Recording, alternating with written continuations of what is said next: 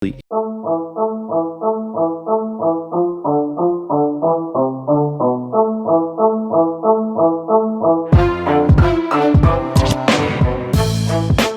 HYPEBEAST Radio, I'm Jeff Staple, and this is The Business of Hype, a show about creative entrepreneurs, brand builders, innovators, and the realities behind the dreams they've built.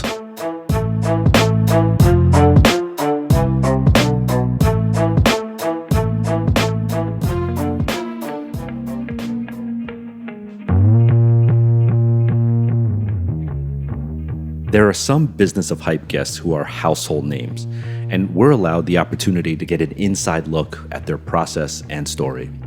Some of these are OGs who've put in decades of work and made an impact on this culture. Others are up-and-comers who have many chapters left to write, and we get to witness their amazing trajectory. Then there's this week's guest. She's a mixture of everything and still very much in her own unique lane. She's a little mysterious, and she's still an up-and-comer. But yet, I've traveled to foreign lands where young women will come up to me and say, "Oh my God, you're friends with CP." She didn't just pop on the scene, nor is she ready to hang it up. She's big on social media, but with a story that's not well known at all. She's a photographer at the core, but yet she's exercised her creative muscle in many other art forms. And so this week, we're not just going to talk about the dope work that she's done and continues to do. That's never where we stop on The Business of Hype. We are going to go very, very deep. So get ready for the one and only Christina Paik, and listen up as she breaks down her introduction to photography, the importance of understanding your mental health, and how social media makes an impact on all of our lives. All right, so I'm going to preface this first by saying, I like having not only veteran OGs on the Business of Hype show, but I also love hearing from younger people and the generation that's coming up, and kind of what things you're going through, both success and challenges, because I think a lot of the listeners can learn from that, right from firsthand reality of what you're going through. So I've always been a fan of your work. I haven't really been a fan of you personally, but I've been a fan of your work for a long time. Oh, wow. I'm just playing. I thought we were friends. We're very close friends. Oh my God. But tell me, who do we have in the studio today? Give yourself a proper introduction. My name is Christina Paik, and I'm a photographer. Okay, cool. When you tell people what you do you just say that plain straight up, I'm a photographer? Sometimes it depends on the person. I feel like it depends on my mood. Mm-hmm. If I want to talk to this person, if I just say, "Oh, I'm a photographer," or that's when you want to cut it short. Yeah. Okay. What else what's the expanded definition? Well, I feel like I do a lot more. I'm always interested in styling, and I've been consulting, and it's just, I don't know. More stuff? More stuff. Okay. Yeah. All right. But I don't want to be like, "Hey, I do this. Like, yeah. Yeah. I started following your work purely from a photographic standpoint. And I really liked the images that you did because they weren't traditional, quote unquote, beauty. Right. They were skewed a little bit or a little bit off kilter. Yeah. That's awesome that you say that. Is that something that you're deliberately going for? For sure. Yeah. Yeah. I just feel like what's out right now and what kids see every day, what's the definition of beauty? And I'm just trying to break that, and not try to break it, but I understand it, but there's other types of beauty. Yeah, yeah. Yeah. I remember you told me once a long time ago, you were like, "Oh, I didn't like shooting that girl." I was like, "Why not?" And she's like, "She did the whole she turned her back to me, put her hand up, and put your arm down. Don't put your arm in the air and put your fingers through your hair." Yeah. The typical. I feel they, a lot of models, or not models, just people in front of the camera, have a lot of go-to moves, and you try to break them out of that and make them do uncomfortable shit. For sure. But then if you make the model uncomfortable, you're going to get different stuff out of it, but I guess. That's what I want. Right. You want that stuff. The unexpected moments. Yeah. Right. Okay, so I want to now drill into, so this is what we're going to get to on this episode. We're going to get into where you came from and how you came up through photography, some of the stuff that you've sort of accomplished, and then where you're sitting at right now in terms of the intersection of photography, fashion, social media, person of color, young woman, all the shit that you're like just dealing with, that's, I think, what a lot of our viewers and listeners are going to want to hear from. Cool? Okay. Okay. So take us back to maybe like the first time you had a camera in your hand. I think I was quite young, but never really took it seriously. I just did it for fun. And my brother also took photography in high school, so the camera he used, which was our grandmother's, I actually used when I took photography. Film or digital? Film, obviously. Do Do you you know remember? me? It was Canon AE, whatever. Sorry. Okay, Yeah. cool. So your first experience was with a film camera. I'm wondering if I don't really know exactly like what generation you came up in, but like did your phone already have a camera? No, I didn't have a phone until high school. Okay. Yeah. So, And when you had a phone in high school, did it have a camera or? like, it was a flip phone. So, Oh, so no. Okay. So I was just wondering if you were like taking the illest pictures with Do you like think a I'm flip like phone. 19? Yeah. Oh, boy. Okay. So, All right. yeah. So firstly, what was like the first camera? Was that Canon AE? I mean, officially, yes. Yeah. But it was one of those like sure shot No, type it's things? film. Oh, it was film. Yeah. Okay. Cool. But then, like, there was always a camera in the house, like, you know, those really big body, like, you know, like where you can get at, like, Best Buy. Like, yeah. Okay. My dad was always, like, making home videos. So, Did you feel like you immediately like had a knack for it? not necessarily. I was always interested in it, but I didn't really take it seriously. I was also figure skating at the time. So, my interests were elsewhere. Yeah. I was always into fine arts and I was always doing art at that age as well, but I became more serious about art when I realized, like, I'm not going to go to the Olympics. Were you actually trying to go to the Olympics at one point? Obviously, I feel like every athlete is trying to. Wow. Yeah. You were like a legit figure skater. Yeah, man. Wow, that's dope. Okay, did you actually think at that time that photographers was like a possible career choice? I had no clue what I wanted to do in my life, but I studied fine arts, studied photography, and I was more doing fine art based photography even so, like fashion photography came later. And then I was like, okay, this could be something I could do. Yeah. Yeah. Were you into fashion as well at this time? At what time? High school to college. No, not as much. I was always into streetwear, but not as heavily. But yeah, So what was like CP's style back in high school? my God, I was a loser. I imagine you were like a B girl for some reason. What's that? God, you just dated me so hard. You know, like a breakdancing girl, like baggy ass jeans and like a FUBU I know. t-shirt. I loved FUBU and jerseys. Yeah. Like I always loved jerseys because my brother was really into them, and like I feel like a lot of my interests and hobbies also comes from my brother. Like we were really close. Yeah. And that's why I think I'm more of a tomboy. Right. Like that's how I got into basketball, like, and even music wise, like Hip hop. Yeah. hip hop, yeah. And it wasn't until I moved to Paris that I really got into streetwear because I started working for the store there. Which store? Give the store a shout out. She's like, no, I don't want to give the store a shout out. That's fine. It's all good. It's all love. Okay, so how about sneakers? Were you into sneakers? Not as heavily. Oh, okay. No. Really? I'm Yeah, because I shocked. was really more into fine arts. So Wow. yeah, I was interested in it, but like I wasn't like, oh, what's up, you know? Okay. What got you to Paris? I was studying at Parsons, and I found out there was a sister school. At the time, it was Parsons Paris. I believe they changed their name, but I was kind of sick of New York, and I had family at the time in Paris, so it was easier for me to make that move. Otherwise, like it would have been very difficult. But What year were you when you went to Paris? I spent summers there first, like 2008 and 2010, and I moved there officially 2012, I think. So that was like your sort of last year in college. Third, second? Okay. Cool. Yeah, I'm old for my grade, I think.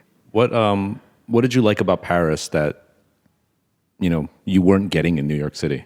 I think it's just the architecture, the beauty of the city itself. And for me, I liked getting lost Yeah. and shooting. I was more into street photography at the time. So I have all these series where I would just walk around aimlessly, like shooting. Like I have an open air market series I did. And remember I told you from like in the past, like the shooting from the hip.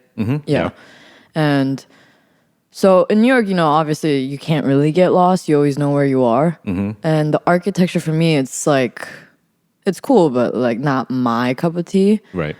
And at the time, I was very strict with myself. Like I would never take photos vertically. Okay. You would only take Horizontally. Yeah. So why? I don't know. Just your own rule? Just my own like aesthetic thing I Okay. did. I mean, that only lasted like 2 or 3 years. That's fucking long to shoot one way. It's awesome. I just didn't like vertical photos. I don't know why. And then like when I got into fashion, they were like, "Yo, can you shoot vertically?" I'm like, "Oh." Right. But New York City is very vertical. Oh, interesting. So it comes to the environment as well. And I always shoot outside with natural light, so Right. You're not the type of photographer that like brings a ton of lighting into a shoot, right? not necessarily. I mean, if a client requests it, then I can do it, but yeah. Okay. And you were speaking French at the time? I took French in high school, and I learned more when I got to Paris. Dope. My friends didn't speak much English, so they would speak to me in French all the time. So I know a lot of slang and like Curse words. curse words. Yeah. Yeah. I took French in high school too, and Oh, it you didn't did? do anything. Oh wow. Yeah. Je Shame. m'appelle Geoffroy. Ça va? Enchanté. Right. Okay. So your major was photography or fine art? I did fine arts first, and then I majored in photography after. Okay. What made you decide to switch finally? There was something about the medium where I really felt a connection with. I don't know what it is, and I still can't tell you today, but I was really drawn into it. And even being in the darkroom, it just became my sanctuary. I would spend hours there, and like the whole day would go by. I wouldn't even see the sun. Yeah. My fingers, my hands, like my clothes, my hair, everything would smell like those chemicals. Yeah. And it's just like, Jesus. Maybe you're addicted to the chemicals. Oh my God. Well, the fine art gives you like certain sort of creative freedom because you can create fine art from nothing. Right. And photography, you're sort of thrown into like a situation, right? Yeah. Is that maybe something that you like, the sort of puzzle solving aspect of photography? Photography, you know what it is, right? So someone's like, "Oh, you take photos. Okay, you have a camera. You take Right. a button." Yes. But And even the output of photography is like, it will be a rectangle or vertical or square, like. right. So Whereas fine art, it could be like. it tells you what you're doing, right? Yes. I don't know how to explain that, but Yeah. yeah. I don't think there's a word that describes that. But whereas. Painting or sculpture or whatever, you can do whatever you want. Yeah. And photography was interesting to me because not only could I do whatever I want, but I can challenge the viewer to not expect what they're expecting. Yeah. Right. Like you think you're just going to see a photo, but let Right. me challenge you as much as I can Yeah. in that medium. Exactly. Yeah. I Fine mean, art if you is- see my work, like, I like to play with the perspective and like shapes and body. Yeah. And, yeah. Right. There's a certain freedom in fine art where it's like, I could literally throw garbage on the ground and I could Right. be like, that's my art. Yeah. It's like, thanks. Yeah. Right. Yeah. Okay. So I could totally see where you came from. And then did you graduate Parsons? No, I dropped out. Oh, what year? I had a semester left. Okay. What prompted the exodus? Well, I wanted to drop out for a really long time, but Yeah, like every student. Yeah. Like from day one. like you. Yeah. And I was just like, you know what? Oh, you know what? I was in Paris and my work, I was getting a lot of gigs and I wasn't going to school. You went to Parsons? No. Yeah, Oh, I did. yeah. So, they have a very strict rule, like 3 absences. and three you're done. absences and you're done for the Expelled. whole semester. Yeah. And then they called me in. They were like, it was like one class that was like history of curation or something. And this woman barely spoke English. And I was like, man, I think she should just speak French. Like, I think we would all understand her more if she spoke French. And I was like, I'm not coming to this class. It's like 3 hours long. And they called me in and they were like, so you realize that you only went to 3 classes. You only went 3 times. Yeah. Not absent 3 times. No. Okay. And they were like, what are you going to do? And I was like, so I did this whole thing where I'm like, oh, my career, like, like, isn't that what you guys want me to, like, start my path and, like, do that? And they're like, nope, we don't care. I was like, all right, bet, I'm done. Wow. Yeah. And my parents killed me. I had a semester left. I know that sounds crazy, but yeah, honestly, I was not having it. And then you stayed in Paris? And then I stayed in Paris for like 2-3 years. Wow. Yeah. Getting gigs and like working. Yeah, working. Damn. Okay.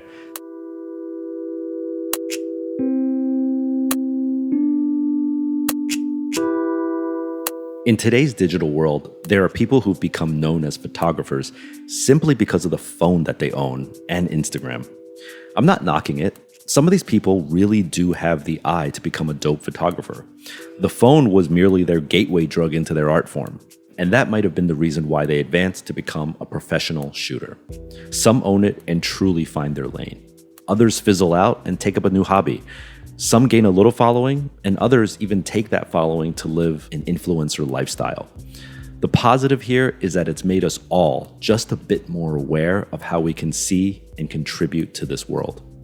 But don't get it twisted. Christina is none of the above. To be completely honest, you might have discovered her off of Instagram. You might have seen her next to some of your favorite influencers. You might have seen glimpses into her mystery. But what she does online does not define her or her work. And P.S., if you're one of those people who don't know her from social, then definitely shout out to you. Photography isn't a hobby for Christina. It isn't a newfound discovery that she's taken up. She has studied, worked, and continues to hone her craft. She's absolutely serious about photography, not the recognition or the clout it can bring, but the actual work. So don't be confused about that popular profile. That's only the result of countless hours of hustle. It's refreshing to not only speak with someone so invested in their art, but to also hear about the foundation that they've built their art on. Some of you may have joined Christina midway through her journey, and it's the misconceptions that are important to understand here. Speaking with Christina is a reminder that when you go all in and focus on your passion, great things come to fruition. It may be a long haul, and don't get me wrong, it can be a very long haul. But that foundation you build will keep you going longer than the others that just happen to get struck by lightning. Trust me, I know firsthand. It took me many, many tries and rejections to get my shirts placed in the stores that I wanted. That rejection can result in 2 things. You can either give up or you can persevere and get better. That choice is completely yours.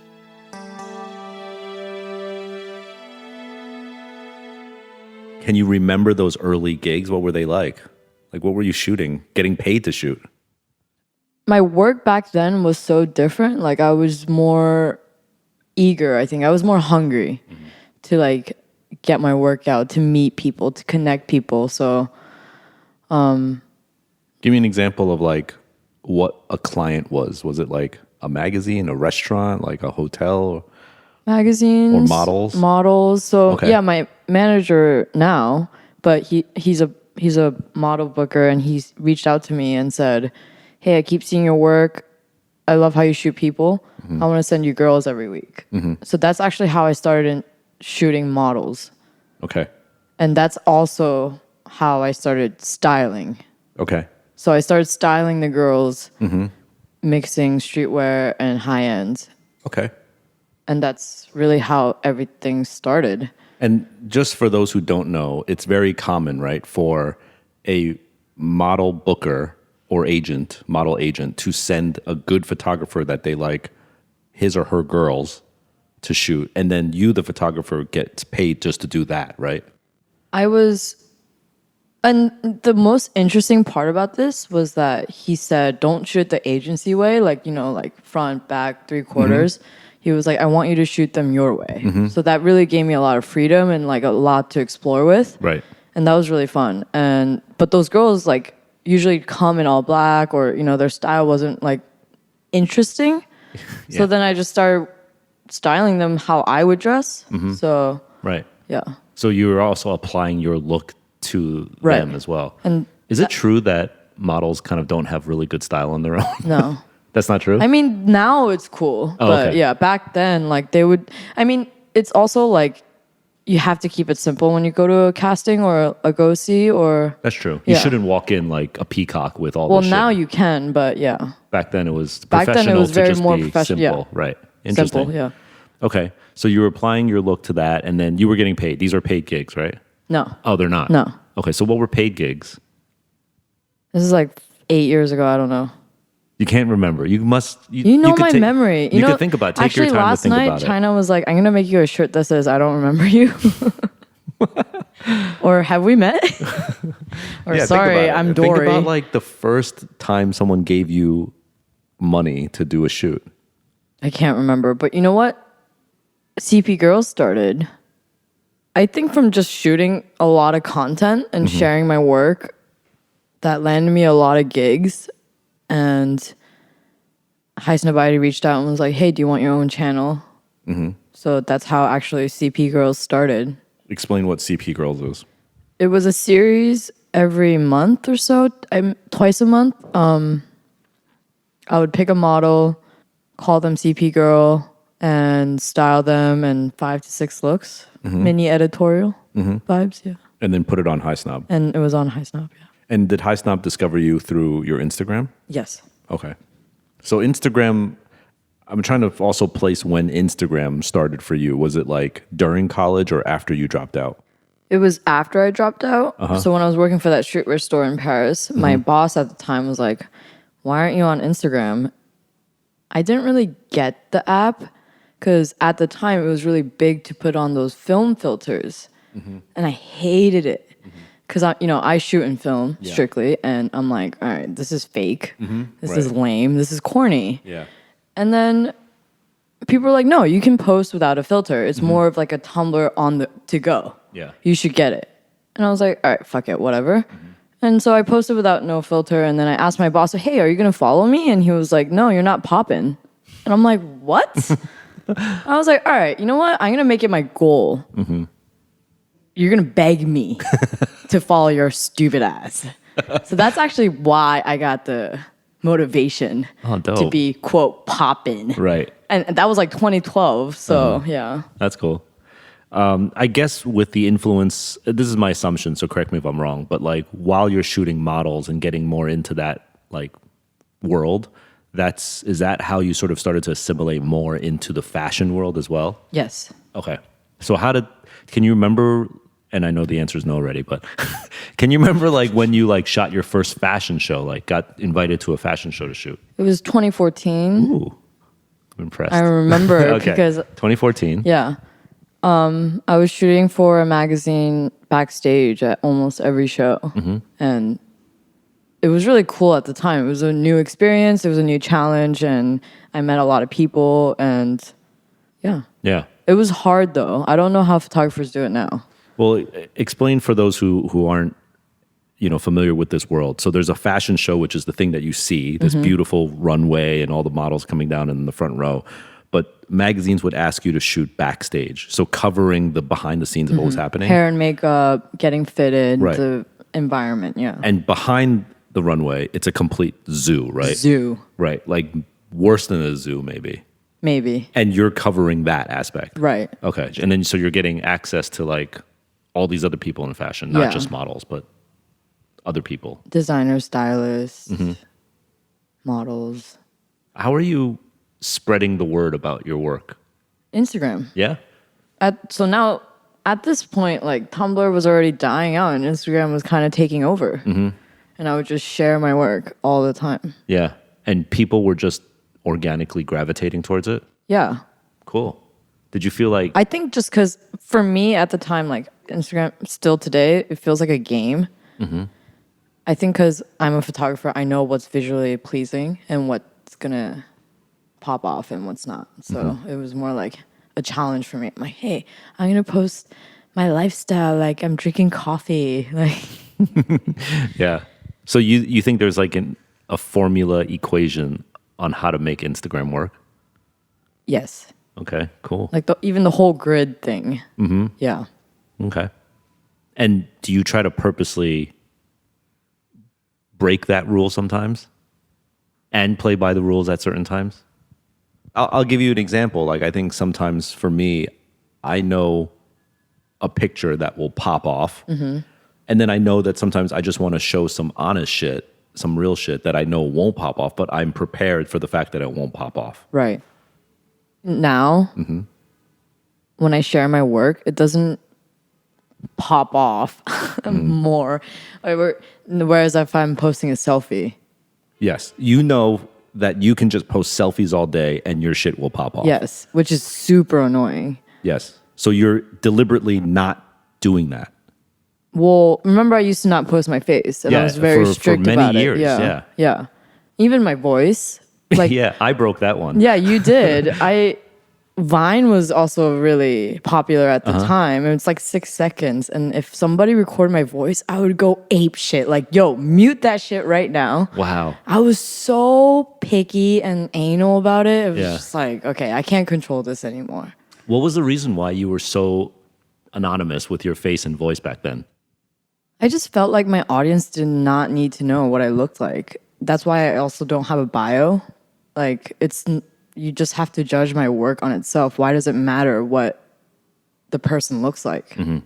So right, I think that's a good strategy. And then that led to like so many hate. Like, everyone was like, "Why don't you ever post your face?" And if someone did photograph me, I would cover my face, and they were like, "Why are you covering? Why are you hiding?" And I'm like, it's just like a crazy phenomenon to people when like it's a girl and they don't like to show their face or post selfies. It's like, right.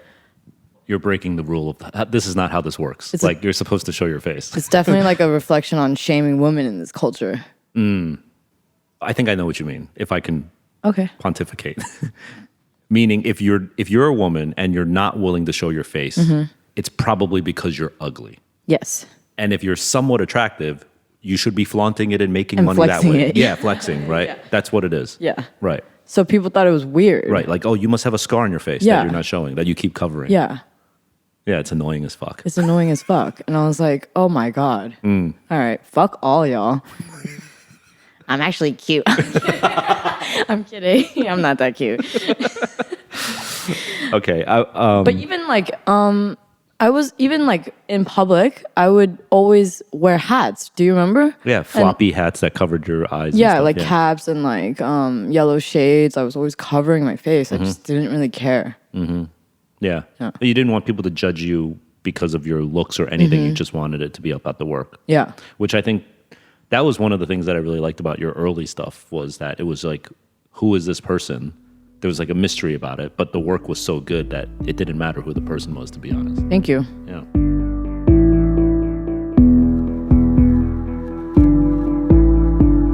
Social media is inescapable in our lives today, especially for creatives. There's a certain stigma it can bring when you've really incorporated it into your life or work. We all know about doing it for the gram. And all too often, the ones who are good at using it are lumped into stereotypes, when in actuality, people like Christina are actually kind of hacking it. What came with her using the platform to showcase her work was constant negativity. And I'm not surprised at all. Social media can be great, but it can also be damaging. We've covered this with other guests before. There's levels to how you can use technology overall. Your intention is really important. Is it an outlet to showcase your work? Is it an opportunity to connect with people from around the world? Or is it a time suck that just distracts you from the actual work you need to be doing? Use it for yourself. Don't let it use you. There's a push and a pull that's important for you to figure out. I know it, Christina knows it, and recognizing that helps you realize that people are reacting to not necessarily you, but in fact, the perception of you. Remember, people, it's just a tool, and it's up to you how you want to use it. I wish I could go back to that, to be honest. Can you? No. We're going ahead a little bit, but you sort of let the genie out of the bottle. There was obviously a point, and we could talk about this, like where you decided, fuck it, I'm just going to show myself, right? And did stories have something to do with that? Like the, store, like how it disappears in 24 hours? Did that make you feel maybe like, oh, I could just show my face because it disappears? Well, the stories thing was fairly new compared to Yeah. Instagram, so no. Okay, so you decided at one point, I'm just going to show portraits of my face. Honestly, it wasn't a choice. I was getting more gigs if I was posting my face, as fucked up as that sounds. But like my team and I were talking about it, like the client likes to see you. It's more a personal connection. I'm like, who the fuck cares what I look like, honestly? Yeah. So it wasn't a choice. If I, even doing press and like this podcast, I'm kidding. Well, my podcast is audio only. So. I know. But you were getting more work the more you showed yourself, Yeah. which is unfortunate, but also facts at the same time. Facts. Yeah, that sucks. Yeah. And what really helped me be more comfortable being in front of the camera and being more myself, which is actually just a recent thing, like the past 2 years, you see them more playful and like I'm more... You? Yeah, me. Because everyone thinks I'm like the standoffish bitch, like blah, blah, blah. Like, but I'm actually, well, I don't know. Do you like me? I think I'm won't quite answer funny. that question. I think you're also very humble. Well, so what really helped me be more comfortable being myself was when I met Aquafina. Oh, Yeah. tell us more about that. Why? I met her 2015 and I grew up with no Asians in my community. I really felt lost trying to fit in. And she was like, yo, your work is so dope. You need to keep killing it, not only for the females, but like for Asian Americans. And that really hit it home. Yeah. Like, I was like, wow. Right. So shout out Aquafina. That's what really inspired me. Nora is like, and she's really funny. And she gives zero fucks. Yeah. And that really inspired me to, okay, I want to be myself too. That's dope. Yeah.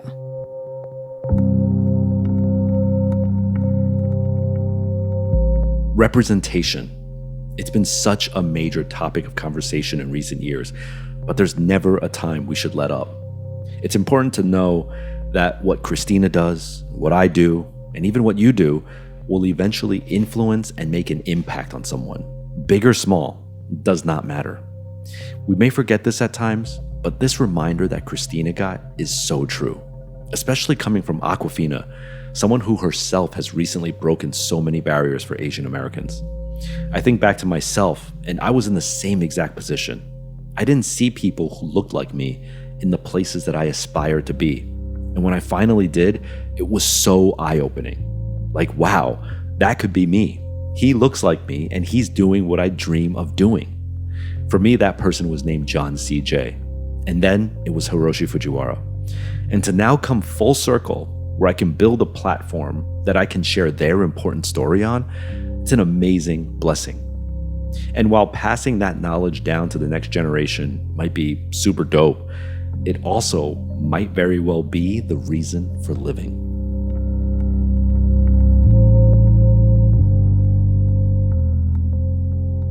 I want to go back to Paris a little bit. Okay. Because you mentioned backstage shooting, magazines hiring you to do that. Do you remember the first big, because right now your clients of fashion brands that work with you and collaborate with you is like huge, and it's like top notch, right? So it's like, I mean, I'll do the bragging for you, but it's everyone from like Junya to Sakai to Off-White to Y3, Yoji, like the whole gamut. Comb. What was do you remember the first one that was like, holy shit, they're calling, like I've made it? Do you remember that? I think the first show I got personally invited to was Dior, like 2015. And I was like, sick. When you say invited to shoot or invited to attend? To attend. Oh. So I was shooting backstage and then I don't know what happened, honestly, where that transition Right. was. And now I'm like all of a sudden getting invited to attend and they don't even care if I shoot or not. That's very strange, because I Very, would very assume strange. most of the other photographers toiling away backstage aren't asked to sit in front of the stage. And then like I would get fitted and just like, I Yeah. don't know what happened, to be honest. Like, I don't really know. You don't really know, huh? No, it was like this mystery thing. I think just with like social media that comes along. Right? Yeah. And I think because you also did styling, they liked your eye and your taste as well. Yeah. See, thank you. You're welcome. Go through some of those clients that you've worked with and like talk about how it is to work with them.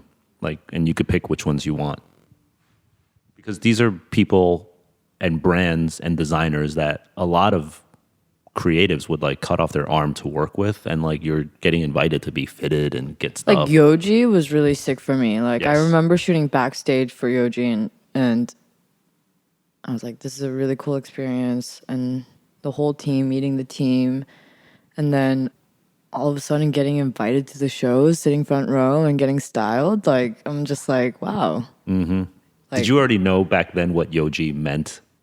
To what? Like the gods? Like, yeah. Like for Yoji, sure. like, No, I you know. didn't have to go through H&M, Forever 21, American Apparel, Zara. Like you just went straight to God level. he's amazing for sure. Yeah. So you knew. Yeah. Okay. Duh. And were you not like you must have felt like, holy shit, I really made the right decision in my life to like shoot, drop out of school, like all that shit. Yes, that's when I was like, Mama, I told you. Because you know how Asian parents are, like how important education is, and they're like, oh my God, you're a dropout. Like that's a huge deal for them. So I was like, finally, like they can be proud. Were they like, who's Yoji? Yeah, they were like, so? What about that master's degree? Right. But honestly, like, and also that also, when living in Paris, that really helped a lot because I was a female. I was also American. So when there was people visiting, I would always like, it was more easier to meet people. Mm-hmm. Whereas if I was in New York, it would have been harder to make my career. Right. So like, You had a unique position in Paris. yeah. Yeah. So anybody that would come over or whoever, like musicians had a show, they would invite me, and I got to meet a lot of people that way. Mm-hmm.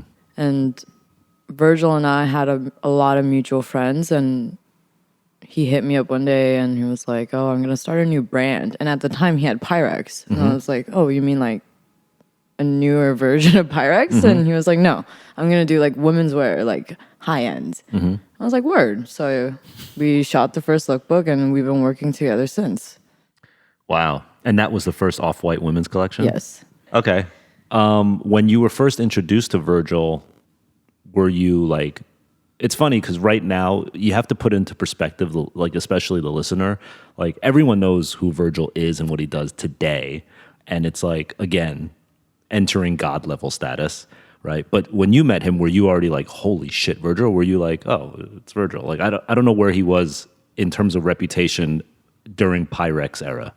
What was his reputation during Pyrex era?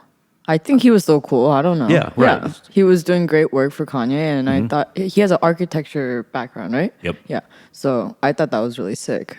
We officially met face to face at a Kanye show in Paris. Okay. Yeah. That he invited you to. Well, like we were friends online. Uh-huh. And he would see my work, and that's how he reached out to me. But then, like, we were met at Kanye show in Paris. Okay. Take us back to that first lookbook shoot for Off-White. Okay. What was it like? That was really fun, honestly. Virgil is really funny to me. He doesn't really give me much guideline. Like, I can do whatever I want. So it was like, yeah, just do whatever you want. Wow.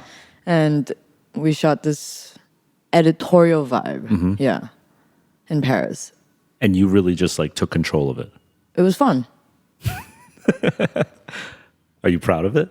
Well, seeing how Off-White is now, it's crazy. Yeah. And even like back then, we like in the showroom, it used to just be like Samuel was working at Off-White at the time. Samuel Ross Coldwell was working for Off-White. Yes, and Okay. that's how I met Samuel and Ace, Andrew. Oh yes, Harper, Ace yeah. Harper. Yes, cool.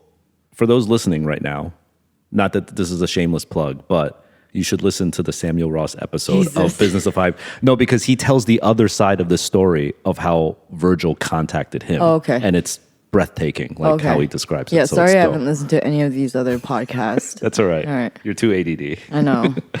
Okay. And then Talk a little bit about how it was progressing along working with Off-White, like continuously, because you went beyond lookbooks, right? Like you went into also covering backstage and fashion shows and also getting fitted as well. So after that first lookbook, Virgil was like, you know what, we should keep shooting together. I want you to shoot men's, and I'm very into menswear myself personally and my personal style. So he was like, I like that you put menswear onto girls. Let's shoot that. Let's shoot that vibe, blah, blah, blah. So we just kept shooting. And we were like, and then, oh yeah, Fashion Week, his first like quote show. Yeah. Quotes. Wow. Oh, yeah. I see what you did there. No, I didn't do that on purpose. So that was really funny. Okay. Shooting backstage. So Virgil was like, hey, let's do like a little mini zine and put out this content. And we're like, okay, cool. Seasons go by and we're like, when should we drop this book? This collection of photos. Collection of photos of backstage, fitting, styling, BTS. Right. And we were trying to decide on when was like the best to drop it. And honestly, we were just like, fuck it, let's just keep shooting. And so from 2014 to current, I haven't released any of those photos. Wow. So it's a lot of content. You might have like the largest Archive of Off-White stuff. Yes. So, you know, his recent MCA book, there's a lot of the images that's in there. Oh, okay. Yeah. But it's the actual whole book still hasn't dropped yet. But it will drop one day. So there's images in the MCA book, but yeah, our photos have not been released. Only on social media, like he'll post here and there, I'll post here and there as teasers. But yeah. Amazing. What's your dream? What do you want to come out of this archive of photos? To finally release it. Yeah, that'd be nice, right? But he keeps adding to it. So and it's I keep adding to it. It's just like I don't know when to stop. So yeah, I'm not in any rush. Everybody always asks me like, when are you dropping it? And I'm like, I'm in no rush. Like, yeah, fuck it. Right. And then he just did that book too, so it's like too close, I think. And I thought it was a great time when he got pulled over to Louis Vuitton. Yeah. So I was like, okay, that's a good time. It's like a, he has a new chapter. So, right. But it's even getting more interesting. So I don't know when to drop it. Yeah, right. I want to ask you one more thing about Virgil, because you've had the opportunity to spend a lot of intimate time with him for all these years and seen from Pyrex days to now, where he is at. How's he handling the change? When I see him, I know how busy he is. I don't like to give him extra stress. So I'm like, hey, what up? That's it. Right. That's respectful of you. Yeah, it's like, I know he has, and he loves doing a million things at once. So I just say, hey, what's up? I'm going to do this, this, this. That's it. I like keep it very short, simple.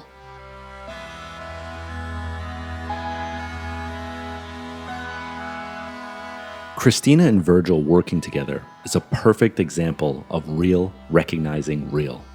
Two different but similar people who are each great at what they do. Christina is very intentional with her photography, and Virgil is a walking library of references and a cultivator of amazing talent.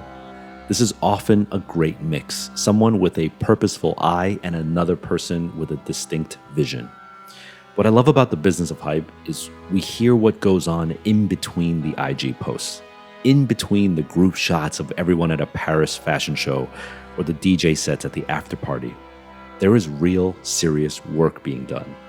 You go back and look at any of these posts and think about all of today's heavy hitters and what they're doing. These weren't just homies hanging out. This was a new wave of creatives who were about to change the entire game.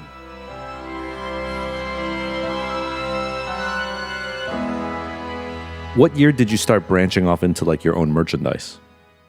So I started touring my show in like 2015, 2016, and that's when my merch started. You came along with the shows. Yeah. Were you inspired by any other photographers? Because I don't know other photographers who have tours and shows and merch and t-shirts and lighters and shit like that. Like, well, first off, lighters are my business cards. okay, So that came that's a good idea. Thank you. Yeah, for smokers. You lit that candle with my lighter. I did. I hate when people are like, oh, I don't smoke. I'm like, bitch, just take it. But yeah, were you inspired by another photographer No. that did this type of stuff? Not really. Okay, cool. Just your own idea to do this type of... I'm really old fashioned. Like, I like seeing photos on a wall. Even now, I don't like to share my work. I just hate the idea that it just lives on social media. Yeah. So it I'm not cheapens really, it, right? I'm not sharing it, right? Like any of my work that I've been doing. So I was like, you know what? I want to do a show. No one's doing it. Right. Fuck it. Why not? If I can do it, I can do it. And you did it. And I did it. Yeah. What cities have you toured in now? A lot of cities in Asia, like Tokyo, Seoul, Taipei, Singapore, Hong Kong, Paris, London, That's dope. It's worldwide. It's like New York, LA. That's all the right cities. And when you do a tour, are you the one organizing it or is someone usually inviting you? Someone usually invites me, but I propose. Hey, I want to do this. And they're like, cool. Can we sell your merch too? I'm like, yeah. Duh. Cool. What are some business struggles that you might have gone through? I think during projects, you have to be really careful who you work with. It's not just about being cool. It's about working with brands that have good backbones. Like a lot of big companies take advantage of you and not like to credit you, or they try to take a cut off you, especially being a female. This happened to me recently. And I was like, hell no. And you have to be, and people that are trying to be socially conscious, you don't want to be affiliated with brands that are known for donating money to like whack political. What am I saying here? My God, I'm like going on a rant. I must have had like 20 coffees. You want to be careful of companies that donate to what? Oh, whack political things? Yeah. Oh, wow. And funding groups to like close Planned Parenthood, like stuff like that. And also like you have to be more conscious of people who you work with. Does that make sense? Because why? Because what if they're like donating or like affiliated with stuff that you don't believe in? Right. And then you get caught up in And that. then you get caught up with that, like Right. whether that's like political shit or Human rights and human shit. rights. Yeah. Word, for sure. And I say more no now. I say more no to gigs than yes. Because they just want to attach my name to something and I can't be associated with something that's whack. It happened to me in the past where I did this photo shoot, right? I mean, like I told you, I learned everything from experience. And I did this shoot because, you know, I wanted the bag and the clothes were whack, but I just did it. And then it was online everywhere. And my name was all written all over it. I didn't even do the final photos or the layout. It was just embarrassing. I want to go in a little bit on how you said just now that you hate sharing your work on social media and you want it to be on the wall. And I can understand that.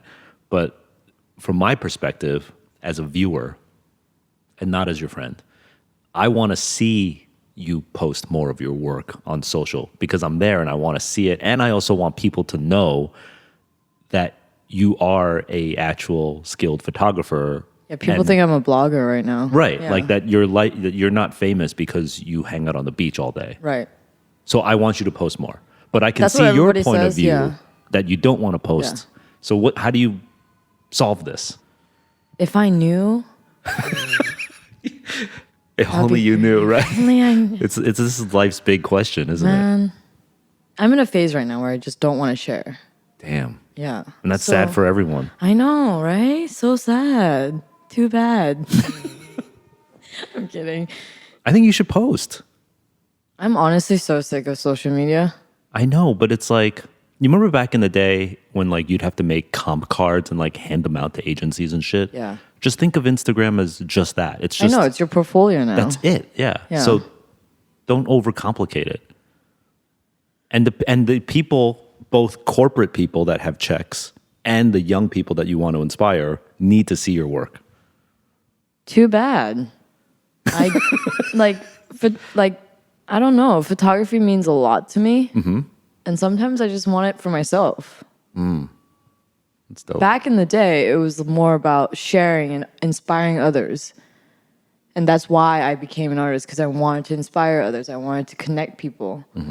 And now I'm just like, it's just too much that I'm just like, okay, I want this for myself. That's totally fair. Okay. Thank Can you. I ask, did the criticism and comments, and I can't even imagine what the DMs look like, but did that have an effect on this decision? The fact that everyone is a critic now, right? If you make comp cards and you pass them out and people hate your work or they think you suck, you don't actually hear that. They just say it after you leave. But now, because of social media, when someone says this shit is whack, they say it to your face, and everyone who follows you also sees it. Does that must have an effect on a creator? I love a good critique. A good critique. Good being the operative word, but Right. there's not a lot of good critiques out there. Right. So does that, I don't really, you don't get hate? maybe not straight to my face. But how about on social media? Oh, I immediately block them. There you go. I learned that from ASAP Nast. Just immediately block them? Immediately, just delete the comment and block them. Oh, I have a different strategy. I leave it up. Yeah, you're old school. Oh, is that what it is? I don't know. I actually think... I just don't want to see it on my page, to be honest. I actually think seeing it on your page and knowing that... Makes it real? No. Knowing the fact that everyone knows, including the hater, knows that you could have deleted and blocked it, You but think it's you cooler? left it up. Yeah, I think it's I wear this criticism like a badge on my sleeve, motherfucker. Yeah, that's cool for you. Okay. That's okay. Yeah, to each his own. Yeah. Every time I see hate on your page, I'm like, why didn't you delete that? I know. I love it. I actually want to reply, but replying to it is too much, giving it too much attention. Right. So I'll yeah, just yeah. leave it up there. Because that's initially what they want, right? Yes, they're trolls. Yeah, Yeah. attention. Yeah. And I've actually heard other people, very high level people, be like, wow, the stuff you're making makes people really mad sometimes. Mm-hmm. That's kind of awesome. Mm-hmm. That it instills hate like that. Right. So I kind of oh yeah. Mike Sherman. Mike Sherman to me, or Mike Sherman instilling hate on Mike Sherman? No. How he gets a lot of hate. Oh yeah. Yeah. And he leaves it up? I don't know. No, what I thought you meant because what he's doing and he bootlegging everything. So Also, shameless plug, listen to Mike Sherman's Business of Hype episode. we went to Parsons together. You did? Yeah. Oh, dope. Yeah. You proud of him? Yeah, it's crazy. Yeah, it's awesome. Yeah, good for him. Yeah. I hope he's proud of me. I'll ask him. Oh God. Yeah, is it a struggle to deal with the social media world versus the real world? Is it something that you go through a lot? Yeah, just because I feel like now everybody expects me to post. Mm-hmm. And it's I don't even want to. Mm-hmm. And I kind of have to now. Yeah. It became something that I found joy in, Mm-hmm. or something that I found that was fun Yeah. became a job. Yeah, worse than a job. Almost. Yeah. Yeah. You somebody asked me on set the other day, how many posts do I do during a day? Mm-hmm. I'm like, what? I don't even think about that. I know I have to post, but yeah. Yeah. And it's the wackest part is if you don't post somehow you're not Okay. existing. No, Yeah, you're not people okay. comment on my shit and DM me and are you okay? You haven't posted in 3 days. Mm-hmm. God forbid. My God. Right. I'm in my room. So have you figured out a new way to express yourself? I think being more comfortable with myself and being more silly and instead of, just posting work. Mm-hmm. You're more comfortable doing it that way. Yeah. Because that's the real you. Yes. Well, how about offline stuff? So my Instagram actually got hacked last year, end of summer last year, and I thought I wasn't gonna get it back. So I made a new account called Stay Offline. I didn't even know about this. Oh, okay. Okay. What happens on Stay Offline? I was only posting work, tour, and strictly Photography. work. Yeah. Oh, I got to follow this. No, I don't post on it. I'm just sick of social media. I don't even post on My Kind of Cozy. I don't do Right. any You have of My that. Kind of Cozy. Yeah. Pack, you have Pack Studio. Yeah, and then you have your personal one, which have I'll a announce at the end of the show. Private. No. Right. I don't even post on my private account either. I'm like, You're just off just of it, like, yeah. Somebody the other day was like, how are you promoting stay offline if you're one of the most active users on my feed? And I was like, well, first off, I'm in Tokyo, so I'm going to post a lot. Mm-hmm. And it's more than just like, I might post a lot and share a lot, but I'm not on my feed a lot. That's what people don't know. Yes, I get what you mean. Yeah. Like I'm on my timeline for like 2 seconds and I'm like bored, or I don't even look at it. I do share a lot, but Okay, this is something that you and I have in common, and we have very little in common. Oh, wow. Yeah. I thought we had a lot in common. No, but I'm the same. Like I post, but I find myself swiping up on the feed about 3 photos, and then I'm done. I'm done. Yeah, I'm done. Why? Let's analyze. Why is that happening? Because it can't just be the two of us. I'm sure it's happening to others too. It's not even in order, right? Like That's a problem. Yeah. It's not in order. Instagram.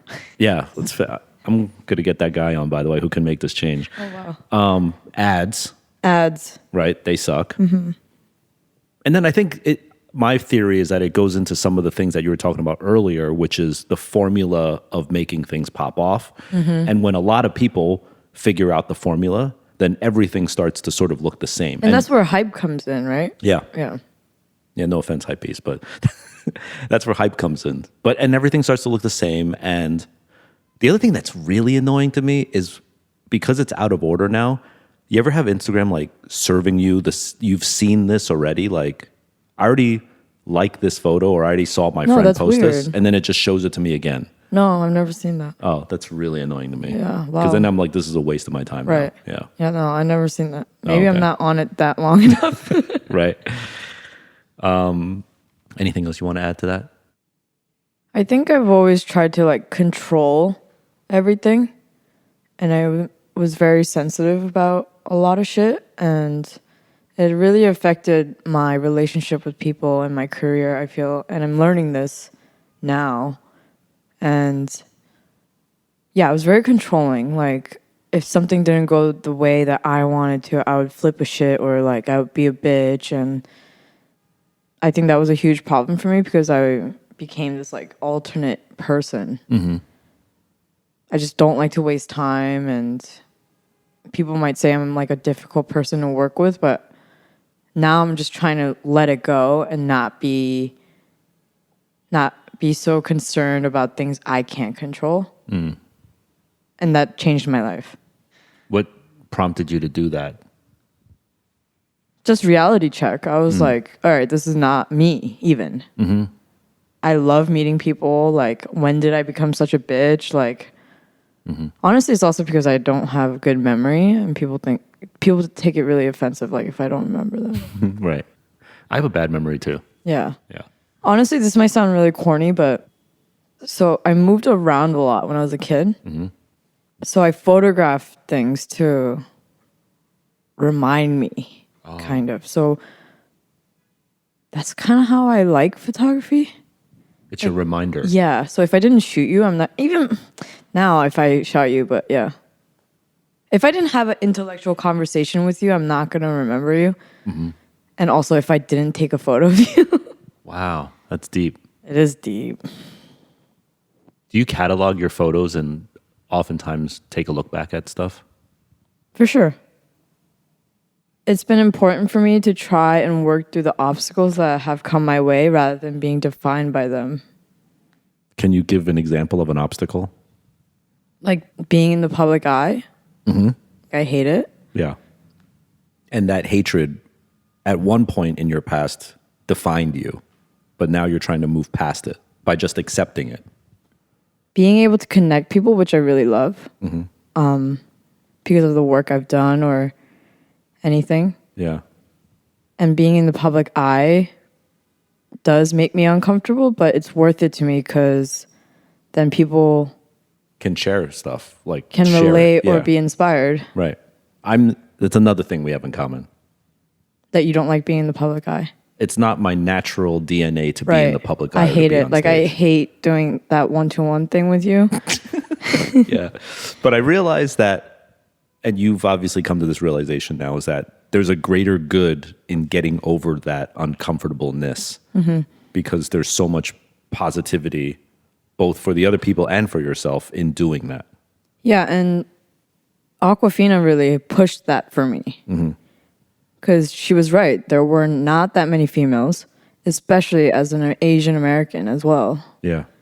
And I'm in a boys club. You know, streetwear is very male-dominated industry. So I wanted to make more noise. Yeah.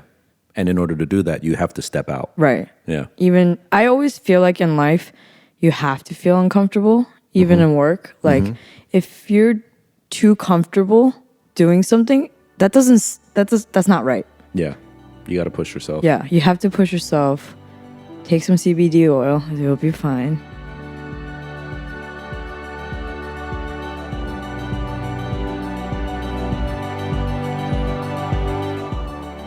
I truly appreciate the honesty from Christina here. We create a perception of the people that we discover and see online. What picture they share, what caption they use, even what other posts they like.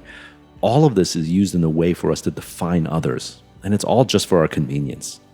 What we often forget is the person behind those posts and the self-truths that they may or may not be addressing.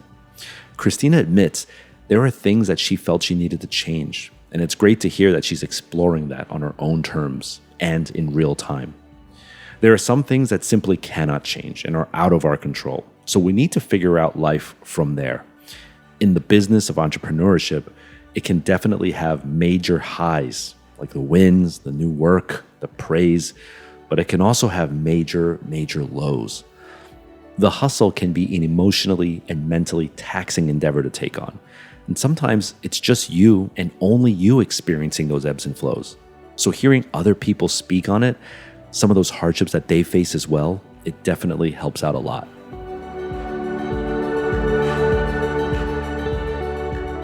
Are you at a place right now where you're comfortable, or you're in a place where you're pushing yourself into something uncomfortable?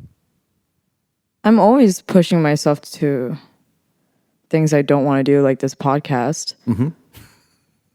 It's true. Those are facts. Yeah. I had to really push you. You asked me for months, and I was like, I even texted you yesterday, who cares about me? Like the social media thing too. Like I just like, the reason why I'm promoting Stay Offline is just to like remind kids, like, this isn't the end result. I know it's your portfolio right now, but go to a museum, and why do you have to post that you were even there? You looking at a painting, who cares? Be there, stay offline, be in the moment.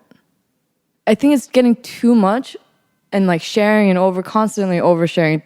The work itself is getting oversaturated. So it's like, read a book. And don't share that you're reading. Don't share that you're. It's too much. Next to your perfect cappuccino in the book and everything. Yeah, of course. You got to curate it, you know? Life is curated now. Right. Is it, you mentioned about Aquafina's influence on you, but did you actually feel like the difficulties of being a female and a person of color, a minority, like, do you feel those effects on like a regular basis? I really don't know the answer to that. Obviously. Why not? Why wouldn't you know the answer to that? I don't know. I don't. Because you can't compare it to like a white man, for example. Yeah, I don't know what's like being a white dude. Yo, it's dope. Oh, I'm gross. Bye. No, okay. No, I'm kidding. To all the white folks out there. I don't know. I feel like even when I'm like on Canal Street, someone comes up to me and they're like, Korean? Chinese? Konnichiwa. I'm like, wow, okay. This is 2019. Jesus. Right. Yikes. But I remember, and it was never cool to be Asian. No. Except until the recently. last 5 years. Yeah. Yep. And now Asians are killing it. Yeah. It's almost unnerving for me that Asians are killing it right now. Although this is a different topic, but I'm like not used to it. It's weird. We're not used to it. I'm way more used to like racial slurs and being made fun of. Like yellow. Yeah. Yeah. Yep. Like I used to hate the color yellow just because of that reason. Wow. Yeah. It's just like, like why would I like the color yellow? Yeah. Now I love yellow. I still won't wear yellow. Really? Yeah. Now I love yellow. Wow, cool. The color of the sun. Wait, I was going to ask you a follow-up. Remind me of this story, because I remember you told it to me once, where it might have been either High Snob or Hype Bay, but like someone asked you to shoot something about like a woman-only woman power thing, and you were like, why the fuck does it have to be about woman empowerment? Like, why can't it just be... I don't remember this at all. Really? You don't remember this? No. But yeah, why the fuck does it have to... Okay, go on. Yeah, why? I don't know. I feel like the more we talk about it, we're making it a bigger issue. I understand like raising awareness. We should talk about it. These are points that should be addressed. But it's like you guys are making it a big deal. Well, is that because in some ways you feel like if you have the skills and you're qualified, you will rise to the top, right, irrespective of what you look like, right? And history has shown that. Right, and even being paid equally. To be paid equally. Yeah. Right. Sorry, I'm so out of it. Shut up. I'm trying. Okay, that's a good point. You can't lie that I'm trying right now. Yeah, I guess you're trying. Yeah. No, you should see the notes, a lot of notes. Okay, we're going to go into advice now. So, if you could go back in time and give yourself, your younger self, knowledge that you've learned all of these years, what would you tell young Christina to do? Would you tell her to stay in school? Would you tell her to buy stocks in Off-White? Yeah. No, I just feel like I was always so hard on myself and was trying to please others on my own, and even mental health, like self-love. You don't have to say it like that. It's trending. To do what with her mental health? Mental health, I feel like you would never even talk about depression because in the Asian culture, that was always looked down upon. Yeah, totally. Yeah, so to try to convince my parents to get therapy in high school was so hard. And you tried and they wouldn't, or you well, they just gave me I hit it a lot. Yeah, so it's just something you never talked about, right? Yeah, no, you'd be a complete failure. Yeah, like you're like a weirdo if you go to therapy. Totally. Yeah, but now it's like I always recommend it, even though I haven't gone to therapy myself in a while. I'm just like, all this shit happened. I don't want to talk about it. You're being very Asian. Yeah, I'm just like, Can we whatever. not talk about this? I'm just whatever. I move on. Yeah. But therapy is very helpful. Obviously, Very, it's yeah. accepted. Now it's very accepted. People love to talk about it. It's like too much now. Right. It's So over. you would tell young Christina to just be more self-aware of Self-aware. the things that she was going through. For sure. Right. And just, And photography is the right choice for her? fuck what I know. That's dope. Yeah, what would you tell? Would you tell young Christina to stick with it, stick with photography? Or like, yo, go to fucking law school. Maybe. Listen to mom. I always wanted my master's. Yeah, but you dropped out of school with a Well, this is what I'm saying before. Okay. Yeah. So you would maybe say like stay in school? No. That sounds so lame. Right. She would Stay never in school, she would guys. never listen Hell to you. no. I don't know. I just feel like you learn from your mistakes, right? You can't really give advice to my younger self. Like, I don't regret anything either. It makes you the person who you are now. No regrets. No regrets. So that's always been my thing in high school too. I did a self-portrait. Like, I love making mistakes or something, and people are like, "Whoa."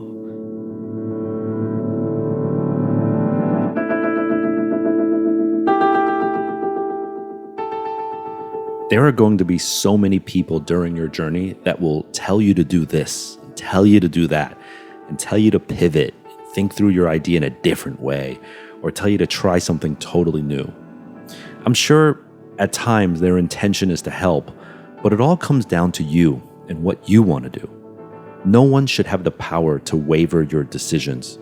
You have all of the authority to decide how you want to keep them in mind. Think of it like a mental filing cabinet. One section for helpful advice and direction, another section for constructive criticism, and a different section for those who say your ideas aren't worth it. And a key to the whole damn thing that serves as your passion. Like what Christina said, she has no regrets from her younger years. But if there was one thing to follow, it's not the quote-unquote advice from her teachers. It was to follow her passion itself, alone. Stand firm in your beliefs. Because when people start calling you a genius, don't forget that the day before, they were probably calling you crazy.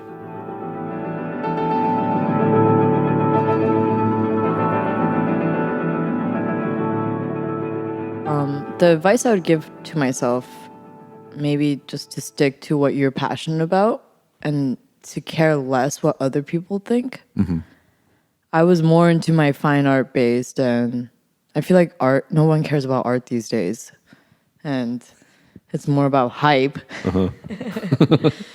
And I'm just, like, even my weirder side, my series, like, I remember in school, my professors were like, nah. And I was like, And you love that weird series. Yeah. Yeah. Mm-hmm. And now I get that more often. Right. Because now it's like, no, like, I don't know. It's different. Yeah. It's just different. But it's tough when, like, a person that you're supposed to, like, listen to is telling you no. Yeah. Yeah. Like, they were wrong. Like, fuck your professor. No, that sounded so weird. Yeah. Not screw your professor either. Don't necessarily listen blindly to what your other leaders. People, or what anybody has to say. Right. If you're passionate about something, you should stick with it.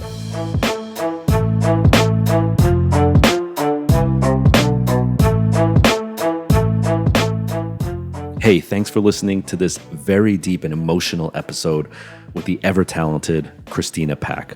As always, you can find out more about the show and listen to other episodes at hypebeast.com/radio.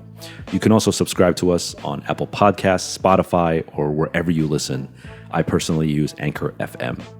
And please do me a favor and leave a rating and comment to tell us what you think of the show. And also, tell a friend about the show. And if your friend is everyone on social media, well, feel free to share it there too. It definitely helps out a lot.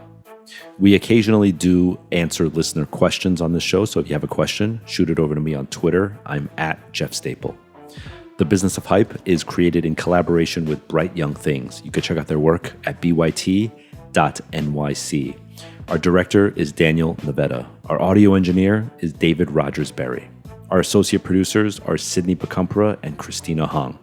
This episode was recorded at Sibling Rivalry Studio and on location at the Staple headquarters in New York City. I'm Jeff Staple, and you've been listening to The Business of Hype on HYPEBEAST Radio.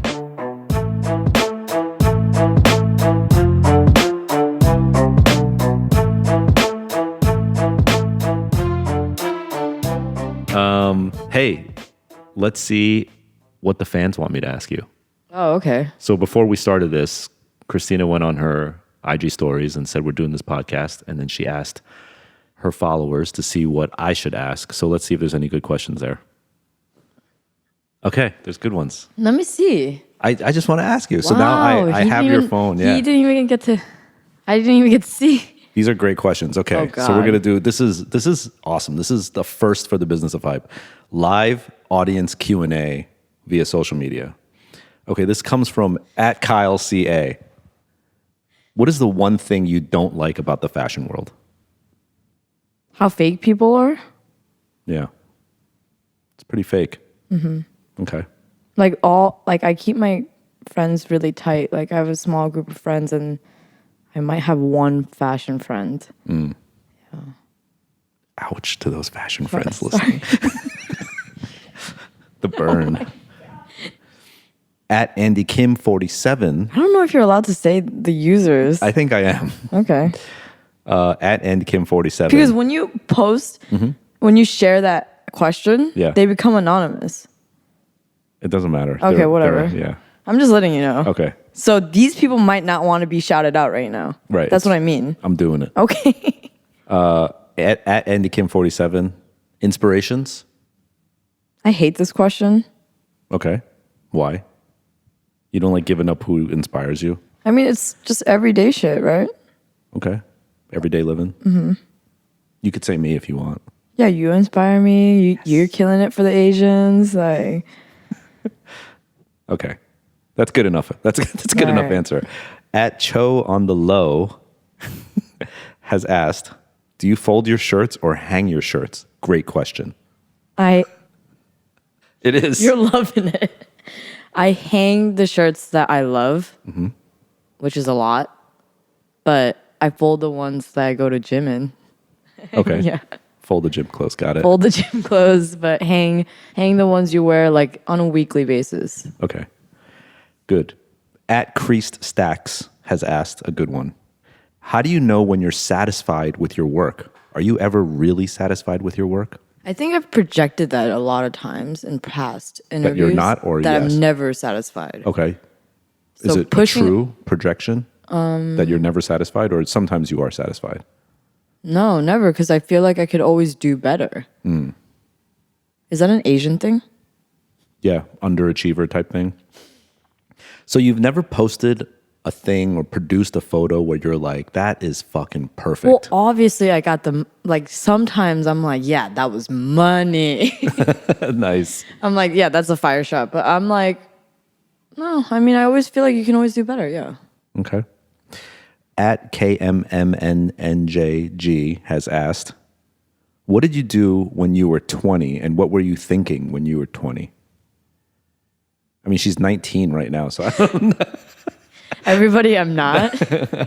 I've been actually lying about my age for...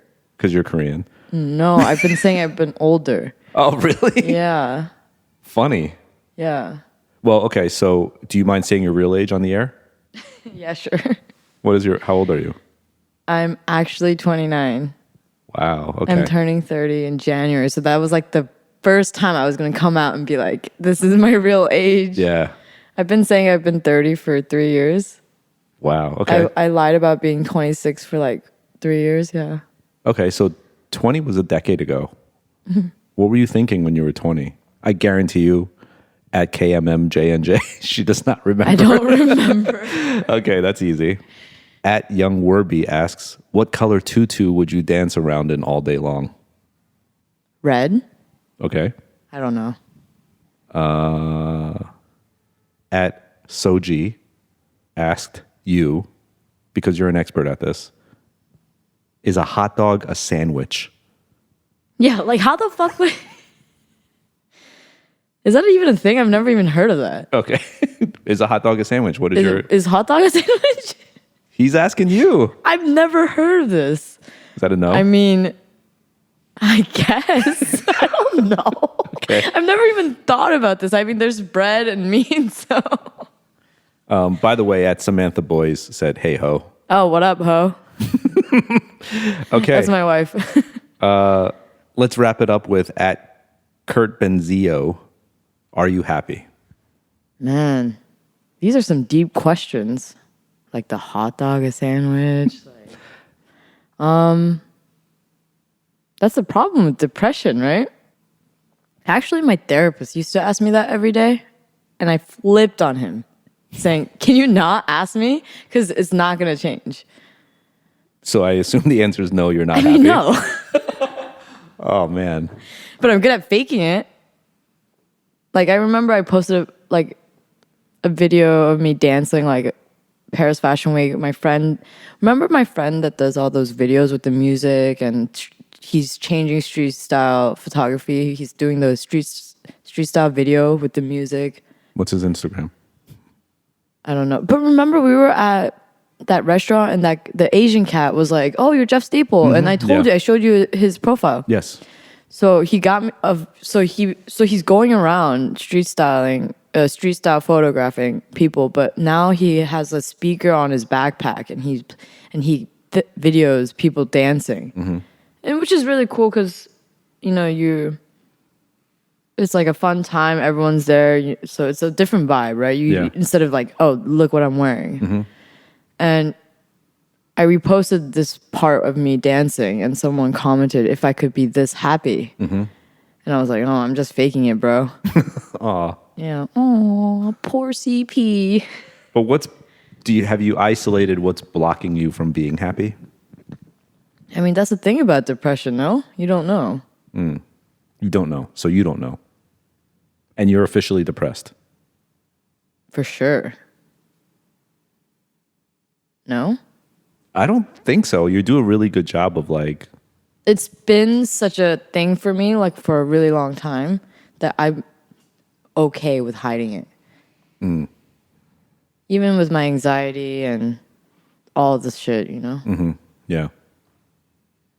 I'm going to ask a real meta question. What if the experience that you're living is in fact actually happiness? Okay. Well, that's the thing about being depressed. People think, wow, you live a great life. And how can you be... Obviously, I'm blessed. Like, what I get to do what I love to do. I meet really cool people. I have experiences where, you know, it's rare or whatever.